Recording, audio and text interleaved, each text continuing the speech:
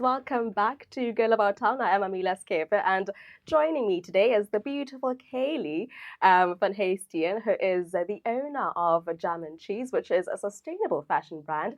Kayleigh, welcome to the show. How are you doing? Thank you. Yeah, happy to be here. Awesome. So, how did, or rather, where did the journey leading up to Jam and Cheese start for you? Oh goodness, it started.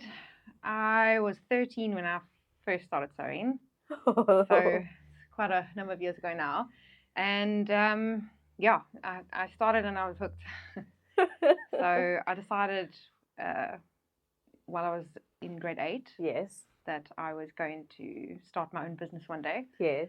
But I took a bit of the long route to do that. So I decided then as well that I was going to study first to become a chartered accountant in order to come from the business angle. Yes. Yeah, so started the journey, and I started making clothes for teachers in school and matric dance dresses and all of that. And in varsity, I continued it was part of my funding. Yeah, and then did the full CA route. And as soon as I qualified, I decided, okay, now's the time. Now's the time. Now that it's out the way, the academics are finished, you felt like now's the time to flourish in that department. Well, I suppose, you kind of owe it to yourself, your young self that has these dreams, you know? Alrighty, and tell us about the story behind the name Jam and Cheese. Yeah, so it's a bit of it involves quite a few things, but it's mostly surrounding my father. So he and I had quite a quirky relationship and sense of humor. And I had to involve him. Since he passed while I was still studying. Oh. So this was my way of involving him in, and it also, I think, really just describes him and myself. Is very like sweet savory combination, very unusual mix, but it works. Yeah, and I think it's the quirky elements surrounding it really just it works for us. It's really I think it was well suited. Did you like jam and cheese growing up? Absolutely. So he used to make me jam and cheese sandwiches for school. So that was where it kind of came from. And when I used to get home in the afternoon, sometimes then I would make us. So he would make for school, and then I'd get back and make for us for lunch. Oh, cute. Yeah. Tell us, why is it important to incorporate the sustainability factor into your brand? Oh, sustainability. I think it's probably more so for myself than for anyone else. It's at my core. So for me, you can't do anything and leave a trail behind of further waste, if that makes sense. I mean, as humans already, on a daily basis, if you think of how much you throw away and how much stuff that we use and toss, I think it's obviously it's a global growing issue surrounding waste, and the fashion industry. It's a very deceiving one because most people don't know that it's actually it's one of the most pollutive industries globally. I mean, we just see a final completed item, but the process from manufacturing the fabric to the actual manufacturing process. I mean, when you cut one dress, the amount of off-cut waste it can be you can very quickly fill up a whole black bag of waste. You know? So for me, it's very important to not be leaving. You want to kind of be sowing into the earth and not leaving more damage behind. You know, you kind of want to be putting back, or else what's left. You know. So yeah, for us, the sustainability is at the core of everything. So we have sustainable input, sustainable manufacturing process. So let me actually just pause at the sustainable input. Is the fabric that we use. We ensure that we're using high quality sustainable fabric. So like linen and cotton, and we first started our first fabric that we had was made from a portion of it was made from recycled plastic bottles. And in terms of the manufacturing side, is we have a zero waste policy. So every single piece is used. So we cut pieces further down into hair scrunchies, into pocket pieces, we've got some really cool things that we're working on at the moment, using more of the offcuts. Yes. But yeah, then also from a design perspective, some of our designs use cutting techniques that we really have almost no waste, and yeah, then obviously from ensuring that it is something that can slot into your wardrobe and it's not just something following trends. You know what I mean? Yeah, I think that's also from the packaging, every single angle. I mean, we recycle in studio. It's like literally everything. So instead of the waste cloth ending up in landfills and discarded, it would rather be a scrunchie. Oh yes, yeah. That's Needs to awesome. be functional.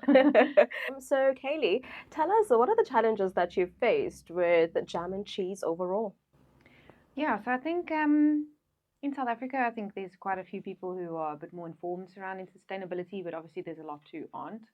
So I think as a consumer in South Africa, might be globally as well, but we often brag about when we find a cheap purchase. Yes.